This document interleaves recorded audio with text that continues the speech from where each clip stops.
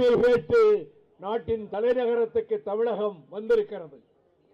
தமிழகத்தின் பிரதிநிதிகளாக வீராதி வீரர்களாகிய என்னுடைய மாணவ செல்வங்கள் இவ்வளவு தொலைவு கடந்து வந்து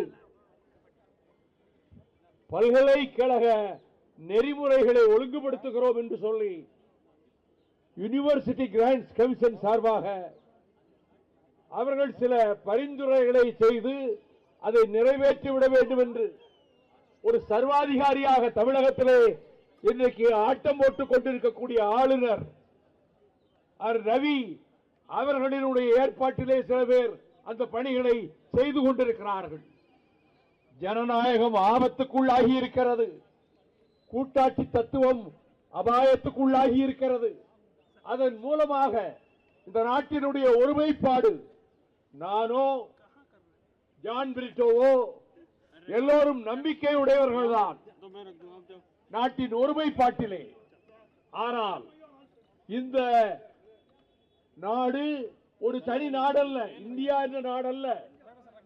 அவர்கள் இந்தியா என்ற one nation, one language, one election, one religion என்ற முறையிலே நரேந்திர மோடியினுடைய ஆட்சியும் RSS சக்திகளும் இந்துத்துவ சக்திகளும் செல்கிற பொழுது அவர்கள் முதலில் கையில் எடுத்திருப்பது கல்வித்துறையைத்தான். நெருக்கடி காலத்திலே இருந்த சிறைகளிலே இருந்த பாரதிய ஜனதா கட்சியினுடைய தலைவர்களே எல்லோரும் சிறையில் இருந்த போதுதான் நெருக்கடி நிலை காலத்தில் 42வது அரசியல் சட்ட திருத்தத்தின்படி அவர்கள் கல்வி மாநில பட்டியலிலே இருந்தது. இந்த state list education was in the state list, but that was diverted to concurrent list. பொதுப்பட்டியலுக்கு கொண்டு சென்று ஜனநாயக உரிமைகளை காலில் போட்டு மிதிப்பதற்காக இதை செய்திருக்கிறார்கள். கல்வி அறிவில் பேராசிரியர்களாக பல்கலைக்கழக விற்பனர்களாக இருக்கின்ற பெருமக்கள் தான் அந்த குழுவிலே இருக்க வேண்டும். ஆனால் அவர்கள் ஆளுநரை முன்மைப்படுத்தி யார் வேண்டுமானாலும் அதிலே நியமிக்கப்படலாம். அவர் வியாபாரியாக இருக்கலாம், தொழிலதிபராக இருக்கலாம், இந்த கல்வித்துறைக்கு எந்த விதத்திலும் தொடர்பில்லாதவராக இருக்கலாம். அவரையும் இந்த குழுவிலே கொண்டு வந்து போடுவதற்கு இந்த வரைமுறைகள் வழிகாட்டுகின்றது. இது அகற்றப்பட வேண்டும். கூட்டாட்சி தத்துவத்துக்கும் மாநில சுயாட்சிக்கும் நேர் எதிராக கொண்டு வரப்பட்டிருக்கக்கூடிய இந்த வரைவு நெறிமுறைகளை குப்பை தொட்டியிலே தூக்கி எரிய வேண்டும் என்பதற்காகத்தான் இத்தனை ஆயிரம் தோழர்கள் நெடுந்தொலைவிலே இருந்து 2000 கிலோமீட்டருக்கு அப்பாலே இருந்து இங்கே வந்திருக்கிறோம். சாம்ராஜ்யங்களின் புதைகுடி என்று வர்ணிக்கப்பட்ட டெல்லி பட்டணத்துக்கு, இந்தியாவின் தலைநகருக்கு வந்திருக்கிறோம். இந்த நிலைமையில் ஆளுநர் பதவி ஒழிக்கப்பட வேண்டும். கவர்னர்ஷிப் should be abolished. அப்பொழுதுதான் ஜனநாயகம் பாதுகாக்கப்படும்.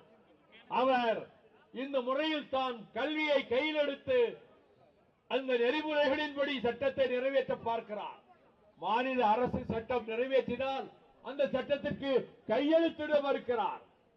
ஆகவேதான் பிரிட்டிஷ் சாம்ராஜ்யத்தினுடைய வைஸ்ராய்களைப் போல இந்த ஆளுநர்கள் செயல்படுகிறார்கள் என்பதை இங்கே மனோஜ் அவர்களும் பிரிட்டோ அவர்களும் தெளிவாக சுட்டிக்காட்டினார்கள்.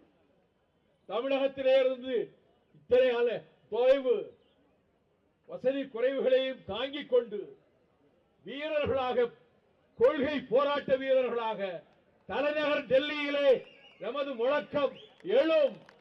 ஆளுநர் பதவி ஒழிக்கப்பட வேண்டும். இந்த வரைமுறைகள் அகற்றப்பட வேண்டும்.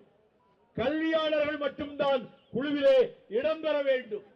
அப்பொழுதுதான் கல்வித்துறையும் பாதுகாக்கப்படும், மாநில உரிமைகளும் பாதுகாக்கப்படும் என்ற நிலையில் இன்னைக்கு வருகை தந்திருக்கின்ற 40 நாடாளுமன்ற உறுப்பினர்களும் ஆயிரக்கணக்கான மாணவ தோழர்களும் தலைநகர் டெல்லியிலே ஜந்தர் மந்தரில் என்று கூடியிருக்கிறோம்.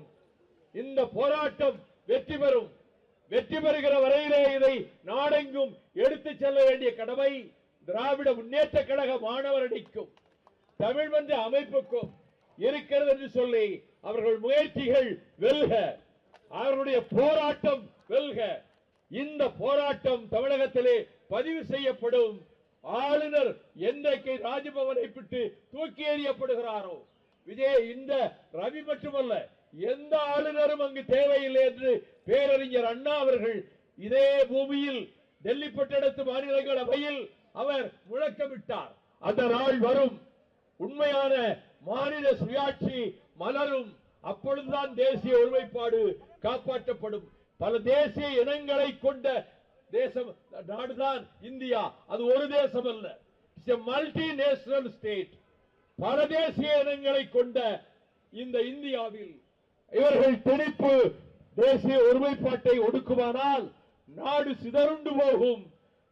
நாடு தனித்தனி நாடுகளாகின்ற ஆபத்தை இந்த நூற்றாண்டிலேயே சந்திக்க வேண்டியது வரும் என்று மத்திய அரசுக்கு, மோடி அரசுக்கு எச்சரிக்கை செய்து போராட வந்த தோழர்களுடைய முயற்சிகள் அனைத்தும் வெல்க வெல்க வெல்க என கூறி விடைபெறுகிறேன்.